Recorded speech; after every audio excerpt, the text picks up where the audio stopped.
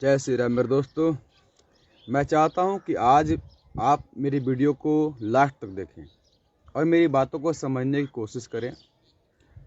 आप लोग इस वीडियो को अंत तक ज़रूर देखें, अच्छा लगे तो शेयर करें।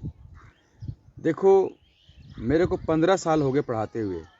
15 साल में मैंने बहुत सा एक्सपीरियंस सीखा है कि कैसे बच्चे स्कूल में पढ़ रहे हैं और समाज का बदलाव कहाँ जा रहा है। माँ बाप, भाई बहन, दोस्त यार, सगे संबंधी जितने भी हैं, आप सब लोग जानते हैं कि आज समाज एक अलग धारा में बह चुका है, जहाँ पे बच्चे झूठ बोलते हैं, माता पिता को धोखा देते हैं और गुरु को धोखा देते हैं। भाई भाई में लड़ाई है, बेटा बाप में लड़ाई है, बहन बहन में लड़ाई है। आज हर घर में जितना भी धन है, दौलत है, रुपया है, पैसा है, लेकिन सुख शांति नहीं है। गरीबी अब भी आपकी दूर होती नहीं जा रही है। घर के झगड़े खत्म नहीं होते जा रहे हैं। घर परिवार में विवाद होता जा रहा है। समाज कहीं ना कहीं बढ़ता जा रहा है। बहुत ज़्यादा हमारा समाज खराब हो चुका है और कहीं ना कहीं हम सब कुछ तबाह हो चुके हैं। इन सभी मामलों में अगर हम ध्यान से देखें तो एक बात मेरे को बहुत समझ में आई। जब तक स्कूल के अंदर रामायण नहीं पढ़ाया जाएगा, बच्चों को रामायण नहीं पढ़ाया जाएगा। मतलब कि रामायण क्यों पढ़ाते हैं? रामायण इसलिए पढ़ाते हैं ताकि आपका बच्चा राम बन जाए, राम के समस्त गुणों को धारण करे। और आपके लड़की को सीता बनना सिखाना है, पार्वती बनना सिखाना है, ताकि वो सीता के रास्ते पर चले और वो एक आज्ञाकारी बेटी बन सके, एक आज्ञाकारी बहू बन सके, एक आज्ञाकारी पत्नी बन सके, समाज को एक धागे में बांध सके, समाज को अलग अलग भागों में ना बांटे। देवर भाभी का रिश्ता क्या होता है ये भी रामायण से हमें पता चलता है। भाई कैसा होना चाहिए ये भी रामायण से पता चलता है। दोस्त कैसा होना चाहिए ये भी रामायण से पता चलता है। यहाँ तक कि पिता कैसे होने चाहिए, माता कैसी होनी चाहिए। मतलब वो सारे रिश्ते जो हमारे परिवार में जो रिश्ते हैं, जो हमारे समाज में रिश्ते हैं, इन समस्त रिश्तों को अगर हमें समझाना होगा तो सबसे पहले हमें बहुत आवश्यक है कि स्कूलों के अंदर पहली क्लास से लेके 5वीं क्लास तक रामायण की शिक्षा संपूर्ण तरीके से बच्चों को सिखाई जाए। मंत्रों के द्वारा, उसकी श्लोक के द्वारा, चौपाई के द्वारा, छंद के द्वारा उनके मस्तिष्क के अंदर डालना बहुत ज़रूरी है। क्यों? क्योंकि देखिए, भले आपका बच्चा कितना भी अच्छा नंबर क्यों ना लेके आए, मैथ में अच्छा है, इंग्लिश में अच्छा है, हर सब्जेक्ट में 100 में 100 नंबर कमा रहा है, लेकिन उसके पास विद्या है, संस्कार तो नहीं आया। संस्कार तो अब भी विहीन हो चुका है। जब तक बच्चों के अंदर संस्कार नहीं आएंगे तब तक आपका बच्चा कभी भी एक अच्छे परिवार को नहीं संभाल पाएगा। आपका परिवार विखंडित हो जाएगा, आपका घर खराब हो जाएगा। आपके घर में कितना भी रुपया आएगा, धन आएगा, दौलत आएगा, सब कुछ आएगा, लेकिन कहीं ना कहीं आपके ही बच्चे आपको धोखा दे रहे होंगे। आपकी बेटी आपको धोखा दे रही होगी, आपका बेटा आपको धोखा दे रहा होगा, आपका भाई आपको धोखा दे रहा होगा, आपके सगे संबंधी जो रिश्तेदार हैं वो भी आपको धोखा दे रहे होंगे। कहीं ना कहीं सब लोग स्वार्थ में, धन के पीछे भाग रहे हैं। लेकिन एक बात बताता हूँ, जब आपका बेटा और आपकी बेटी ही सही नहीं होंगी तो धन का क्या करोगे, मकान का क्या करोगे, हैं? क्या करोगे इसका? तुम इसको रख के भी क्या करोगे? जब आपका बेटा ही आपका सम्मान नहीं करेगा, आपकी बेटी आपका सम्मान नहीं करेगी, जब शिष्य अपने गुरुओं का सम्मान नहीं करेंगे, बड़े बुजुर्गों का सम्मान नहीं होगा, तो ये धन दौलत रुपया पैसा ले क्या करोगे? और ये सम्मान आप देख रहे हैं कि आज हमारे बच्चे किस तरीके से नशे की लत लग रही है। लड़के नशे कर रहे हैं, जुआ खेल रहे हैं, वीडियो देख रहे हैं। और कहीं ना कहीं लड़कियां तो आप जानते ही हैं, स्कूलों में अब पढ़ाई की जगह प्रेम प्रसंग होने लग चुका है। आजकल हम ये समझ नहीं पाते हैं, आज कोई ये नहीं कह सकता, कोई लड़का ये नहीं कह सकता कि हाँ मेरी जो बहू आएगी वो मेरे अलावा किसी और से प्रेम नहीं करती थी, या फिर जो मेरा पति आएगा वो मेरे अलावा किसी और को देखता नहीं था, किसी और से प्रेम प्रसंग नहीं करता था। आज मैं देख रहा हूँ कि बच्चा कितना ही पढ़ाई लिखाई क्यों ना कर लेता है, लेकिन उसकी नौकरी नहीं लग पाती है। क्यों? क्योंकि कंपटीशन का ज़माना है। नौकरियाँ 2000 हैं और फार्म 48 लाख हैं। 48 लाख लोगों में से सिर्फ 2000 बच्चों को नौकरी मिलती है। तो बेरोजगारी तो बढ़ती जा रही है। अब बेरोजगारी बढ़ने के कारण भी यही है कि हमारे पास विद्या तो है, संस्कार खत्म हो चुके हैं। जब तक हमारे बच्चों में संस्कार नहीं आएंगे तो वो ऐसे पेड़ के समान है जिस पर हरा तो है, छांव देता है, लेकिन फल नहीं लगता है। फल संस्कार होते हैं। तो फल संस्कार होते हैं, पेड़ जो होता है वो विद्या होती है। तो स्कूलों के अंदर जब तक रामायण नहीं पढ़ाई जाएगी, भागवत गीता नहीं पढ़ाई जाएगी, तब तक आप कितना भी धन दौलत रुपया पैसा कितना भी क्यों ना कमा लें, आप कितने भी 50 बीघा के खेत, 50 बीघा आपके पास खेत हो, 100 बीघा आपके पास खेत हो, आप बहुत अमीर हो, तो क्या आप अमीर हो तो आपके घर में सुख शांति है? सुख शांति है आपके घर में? नहीं होगा। देखिए, मैंने पूरे 15 साल हो गए मुझे पढ़ाते हुए। अब 15 साल में मैंने एक बात नोट की, बच्चों का दिमाग। मेरा काम था बच्चों के दिमागों पर रिसर्च करना कि एक लड़का या एक लड़की कितना क्या सोचता है, उसके मन में क्या पैदा होता है, वो मन से क्या सोचते हैं, उनके मन के अंदर क्या भावनाएं होती हैं, हमें उन पर काम करना होगा। आज हमारा बच्चा कितने बच्चा अंग्रेजी क्यों ना बोलता है और बच्चा हमारे को झूठ बोलता हो, धोखा देता हो, तो उसके अंग्रेजी बोलने के फ़ायदे नहीं है। आज हमारे बच्चे 10वीं में फर्स्ट मार दें, चाहे 12वीं में फर्स्ट मार दें, चाहे बीएड निकाल दें, एमटेक कर दें, फिर भी वो करने के बाद अगर माँ बाप का सम्मान ना करता हो, आपसे झूठ बोलता हो, धोखा देता हो, चीट करता हो, सब लोगों को भ्रमित करता हो, तो कहीं ना कहीं ये सब कुछ पढ़ाई बिल्कुल बेकार ही है। तो मैं पूरी तरीके से कहता हूँ कि जब तक स्कूलों में पहली क्लास से लेकर के 5वीं क्लास तक में रामायण को सही तरीके से नहीं पढ़ाया जाएगा, तो आपके बच्चा संस्कारी नहीं बन पाएगा, उसके अंदर संस्कार नहीं आ पाएंगे, वो सबका सम्मान नहीं कर पाएगा। आपकी लड़की को सीता बनना ही होगा। देखिए, आजकल आप देख रहे हैं कि लड़कियां विवाह से पहले ही बहुत सारे प्रेम प्रसंग में फंस चुकी हैं, लड़के भी फंस चुके हैं। उसकी वजह क्या है? शिक्षा तो है उनके पास में, अंग्रेजी भी बोलता है, हिंदी पढ़ता है, मैथ उसे आता ही है, विज्ञान उसे आता है, ये सारे सवालों का उत्तर जानता है, लेकिन इन सब कुछ जानने के बावजूद भी वो कहीं ना कहीं भटक चुका है, कहीं ना कहीं भटक चुका है।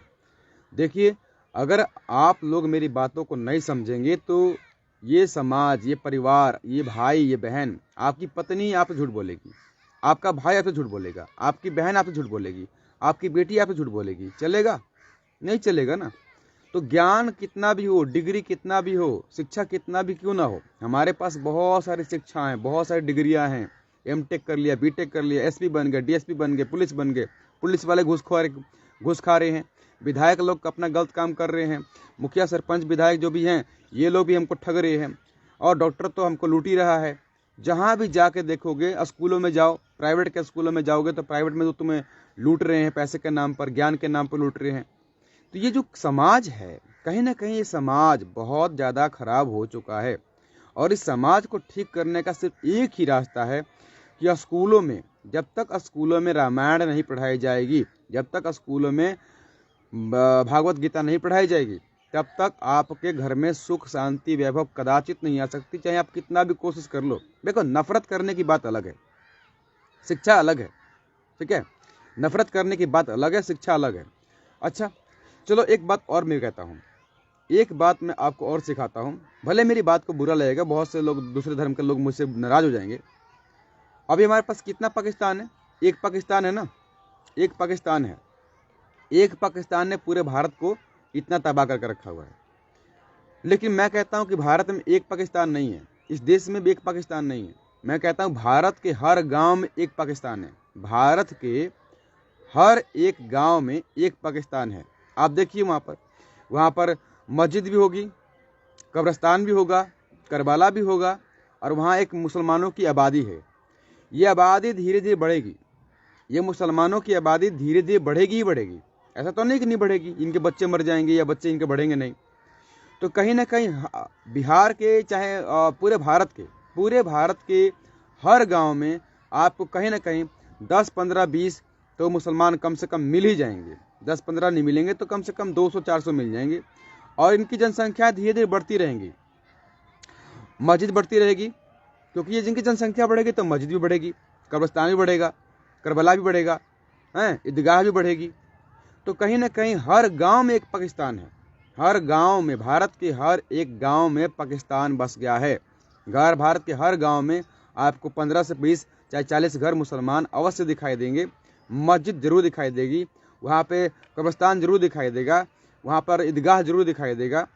और ये धीरे धीरे 10 साल के अंदर, 15 साल के अंदर, 20 साल के अंदर इनकी जनसंख्या इतनी बढ़ जाएगी कि ये पूरे गांव पर कब्जा कर लेंगे, आपके बच्चे भी इनके अंदर चले जाएंगे, भाईचारे के नाम पर ख़त्म हो जाएंगे।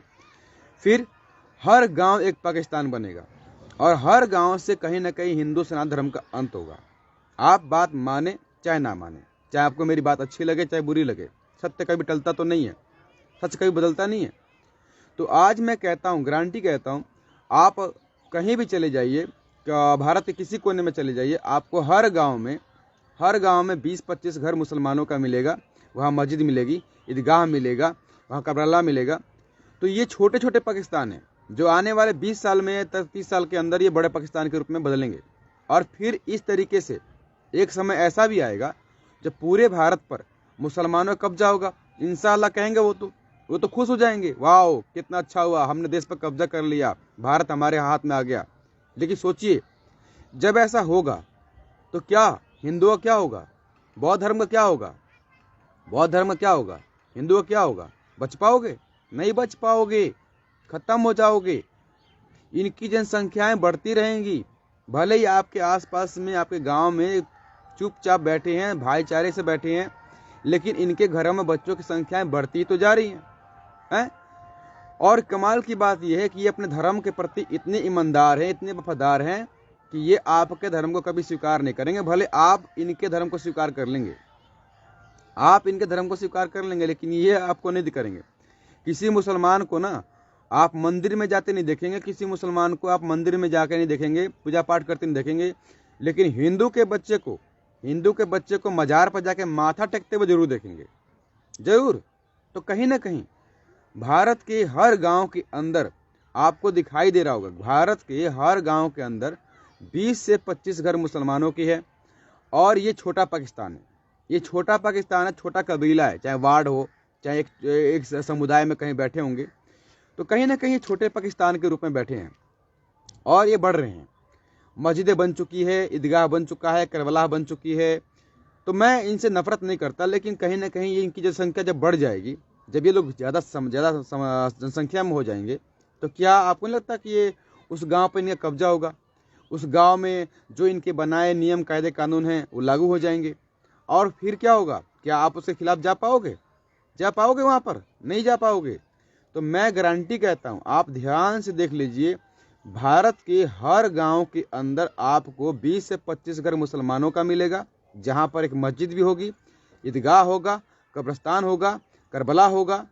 और भविष्य में, आज से भविष्य में 20 से 25 साल के बाद यही मुसलमानों की जनसंख्या हिंदुओं की जनसंख्या से ज़्यादा हो जाएगी। जिस दिन ये 50-50 पे आ जाएंगे, 50-50 पे आ जाएंगे, उस दिन विधानसभा भी इनके कब्जे में होगा, पार्लियामेंट भी कब्जे में होगा और कानून भी इन्हीं का होगा। फिर उस दिन कुछ नहीं कर पाओगे। भले ही आज मेरे हिंदुओं को, बौद्ध धर्म को, जैन धर्म को, जितने भी लोग हैं, मेरी बातें बुरी लगती होंगी, भले मेरी बात बुरी लगती होंगी, लेकिन आप ये ध्यान से देख लीजिए, आप खुद विचार कीजिए, खुद सोचिए, क्या हर गांव के अंदर आपको, देखिए मैं मानता हूं कि मुसलमान इस देश में रहते हैं, लेकिन जरा सोचिए कि ये किस धर्म को मानते हैं? विदेशी धर्म को मानते हैं। सऊदी अरब की संस्कृति को अगर भारत में बसा दिया जाएगा तो क्या भारत बच पाएगा? भारत की संस्कृति बचेगी? आप बचोगे? आपके जो रीति रिवाज है बचेंगे? आप हिंदू सनातन धर्म के जो लोग हैं, जो मंदिर पूजा करते हैं, बचेंगे? कुछ नहीं बचेगा। एक समय ऐसा आएगा कि आपका अंत बहुत ही विध्वंस होगा, बांग्लादेश की तरह। आपका भी हाल बांग्लादेश की तरह होगा, पाकिस्तान की तरह होगा। तो पाकिस्तान में कितने हिंदू हैं? खत्म हो गए ना सारे हिंदू हैं। बांग्लादेश में कितने हिंदू हैं? मार मार के भगाया जा रहा है कि नहीं भगाया जा रहा है? वहाँ कितना खतरनाक इलाका बन चुका है ना। ऐसे करके 52 देशों पर कब्जा किया मुसलमानों ने। ऐसे करके पहले वहाँ जाओ, एक घर ले लो, वहाँ नागरिकता ले लो, और फिर धीरे धीरे वहाँ पर अपनी जनसंख्या बढ़ाते जाओ, भाईचारे के नाम पर आराम से बढ़ाते जाओ। और जब इनकी जनसंख्या आपके बराबर हो जाएगी, तब ये मुखिया में खड़े हो जाएंगे, सरपंच में खड़े हो जाएंगे, फिर बीडीसी बन जाएंगे, फिर विधायक बन जाएंगे, फिर मंत्री बनेंगे, फिर मंत्री के साथ में मुख्यमंत्री बनेंगे, और मुख्यमंत्री बनने के प्रधानमंत्री बनेंगे। और बनने के बाद क्या होगा? पूरे भारत की संस्कृति सभ्यता को समाप्त कर दीजिए। क्यों भाई? राज जब इनका होगा तो कानून भी इनका होगा। और इनके अनुसार तो भाई मुस्लिम धर्म ही महान है, हिंदू धर्म तो कुछ है ही नहीं इनके हिसाब से। गैर मुस्लिम, हम तो इनके लिए गैर हैं, गैर रहेंगे। तो आप इस बात पर अगर ध्यान नहीं देंगे तो एक दिन देखेगा, भले मैं मर जाऊंगा, उसके बाद तो खत्म हो जाऊंगा, लेकिन एक बात आपको नोट जरूर होगा कि आप ध्यान से देख लीजिए, भारत के हर एक गांव में 20-25 घर मुसलमानों की है, और वहां पर उनकी जनसंख्या 200 है। तो आने वाले कल में 10 साल के बाद या 50 साल के बाद इनकी जनसंख्या हर गांव में कम से कम 2000 के करीब होगी। और जब हर गांव में 2000 होगा तो कैलकुलेशन कर लीजिएगा कि 2000 मुसलमानों की जनसंख्या जब हर गांव में होगी तब मल्टीप्लाई कीजिएगा कि भारत में कितने गांव हैं, और उसके हिसाब से फिर देखिएगा कि किस तरीके से गजवाए हिंद नाम का एक नारा है इनका जो कामयाब होगा और फिर पूरे भारत पर कब्जा करेंगे।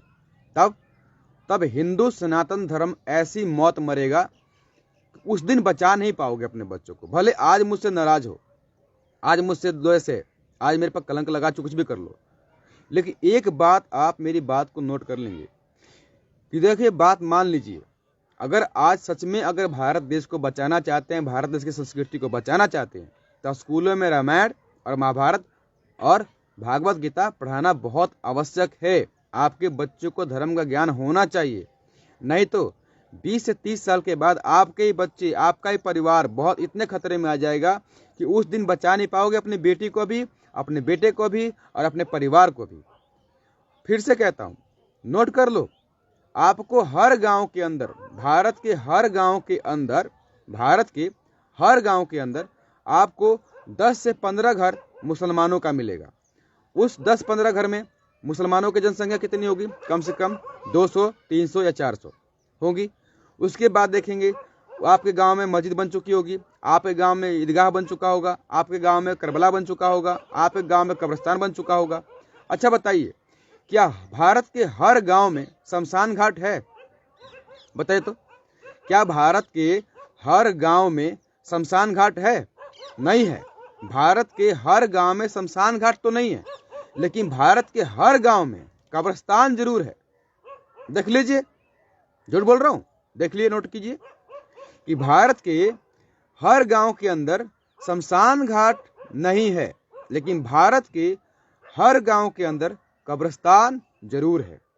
भारत के हर गांव के अंदर मस्जिद के साथ में मदरसा है, लेकिन भारत के हर गांव में मंदिर के साथ गुरुकुल है। क्या है? दिखाई दे रहा है आपको?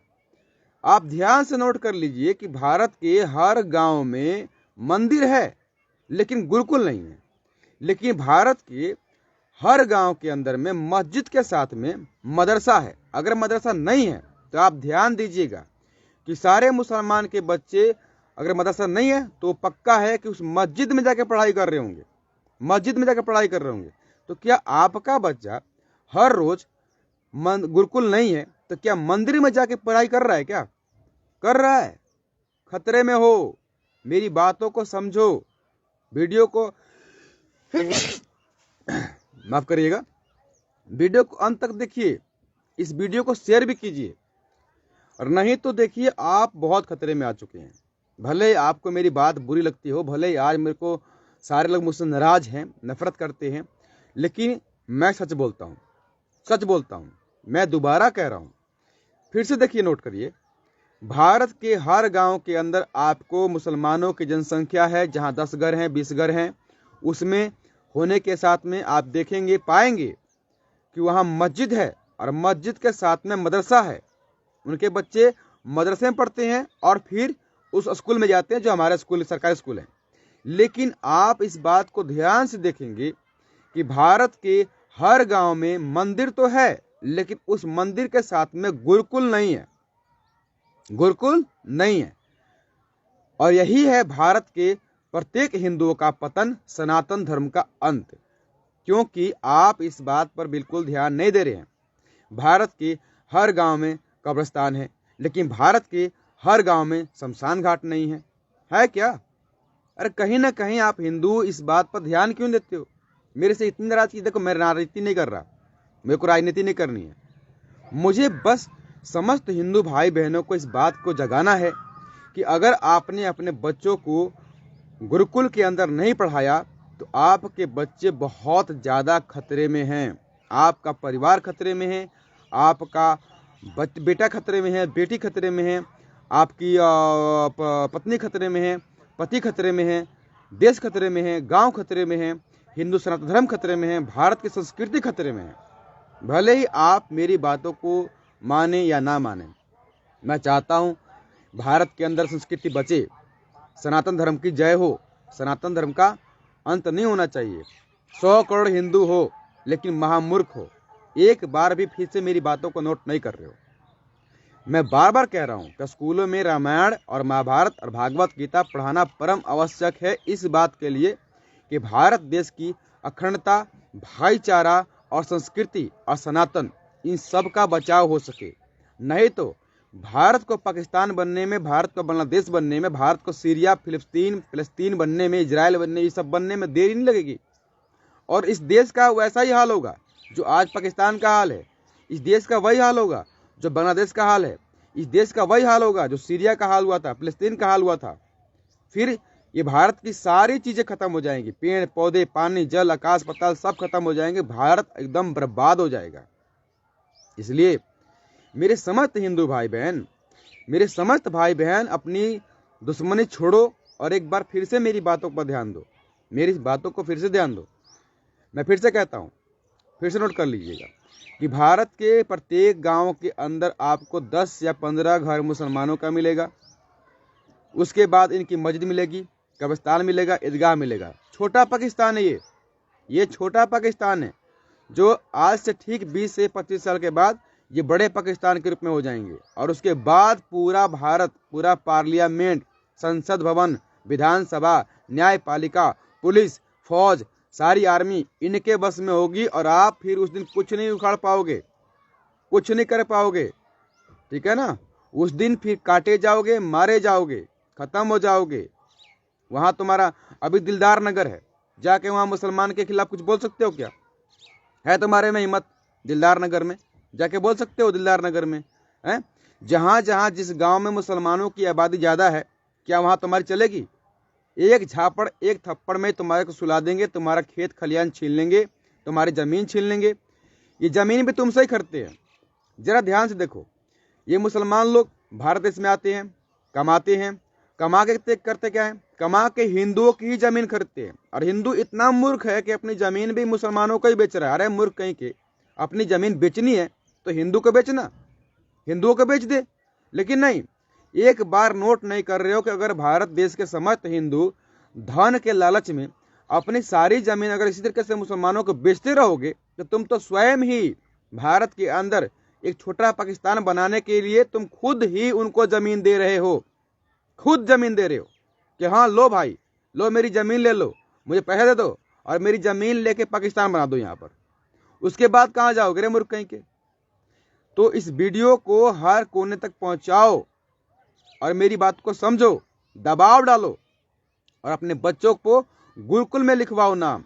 नहीं तो एक दिन तुम म्यूजियम में टंगोगे, हिंदू थे कहलाओगे, पूरा तुम्हारा अंत हो जाएगा, समझे? तो गुजारिश है कि अपने बच्चों को गुरुकुल में लिखवाएं, अपने बच्चों को राम बनना सिखाएं, सीता बनना सिखाएं, धर्म के रास्ते पर चलना सिखाएं, जिस तरीके से मुसलमान सिखा रहे हैं। नहीं तो एक दिन ये देश बर्बाद होगा। और इसके कारण भी बेवकूफ कहीं के हिंदू तुम स्वयं होगे। आज अपने अहंकार में, धन के अहंकार में हो, ज्ञान के अहंकार में हो, क्या खेत खलिहान के अहंकार में हो। ये तुम्हारा अहंकार बचा नहीं पाएगा तुम्हारे धर्म को, तुम्हारे बेटे को नहीं बचा पाएगा, तुम्हारी बेटी को नहीं बचा पाएगा, तुम्हारी पत्नी को नहीं बचा पाएगा, तुम्हारे परिवार को नहीं बचा पाएगा।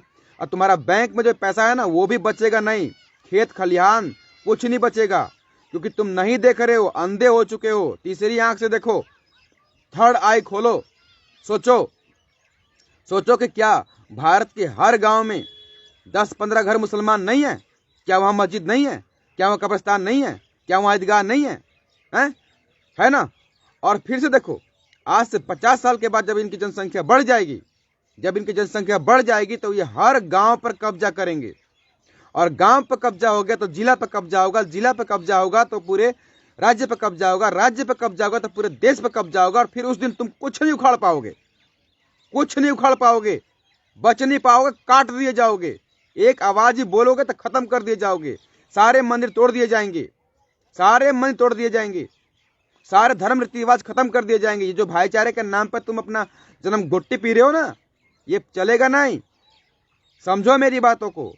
इसलिए सरकार पर, चाहे स्कूलों पर दबाव डालो कि नहीं जी, हम अपने बच्चों का नाम आपके स्कूल में जब लिखवाएंगे जब आपके स्कूल के अंदर रामायण, महाभारत, गीता, पुराण, वेद पढ़ाए जाएं। अगर आप पढ़ाओगे तो हमारे बच्चे आपके स्कूल में पढ़ेंगे। अगर नहीं पढ़ाते हैं, चाहे सरकारी हो चाहे प्राइवेट हो, तो अपने बच्चों का नाम वहां से हटाओ। नहीं हटाओगे ना तो एक दिन तुम्हारा अंत इतना विध्वंस होगा कि तुम्हारा धन दौलत रुपया पैसा बेटा बेटी सब कुछ छीन जाएगा, और तुम उस दिन ना बैठ के सिर्फ रोते रहोगे। सिर्फ उस दिन बैठ के रोने के अलावा तुम्हारे पास कुछ नहीं रहेगा। समझे? अब भी वक्त है, संभलो, नहीं तो समय तुमको छोड़ेगा नहीं। फिर बाद में मत कहना कि भगवान नहीं होते, भगवान बचाने नहीं आए थे। भगवान बचाने आते तो हैं, आते हैं, तुमको समझाते हैं, लेकिन तब भी तुम लोग इतने सोए हुए हो अपने अहंकार में कि तुम्हारा तनिक भी तुम्हारा दिमाग काम नहीं कर रहा है। तो मेरे इस वीडियो को शेयर करो, शेयर करो इस वीडियो को। यूट्यूब पर जाओ, यूट्यूब पर मेरी वीडियो है, वहां शेयर करो। शेयर करो अपने भाई को, अपने हर गांव हर रिश्तेदारों को शेयर करो। हर गांव में हर रिश्तेदार को शेयर करो ताकि उन तक ये बात पहुंचे, वो समझें। नहीं तो इस देश का अंत करने वाले तुम खुद हिंदू हो, सनातन का अंत करने वाले भी। गद्दारी मत करो अपने धर्म के साथ में। देश को बचाओ, परिवार को बचाओ, समाज को बचाओ। आज के लिए इतना ही। तब तक के लिए जय श्री राम। सर्वभवन्तु सुखिनः, सब कल्याण हो, आपका भी भला हो।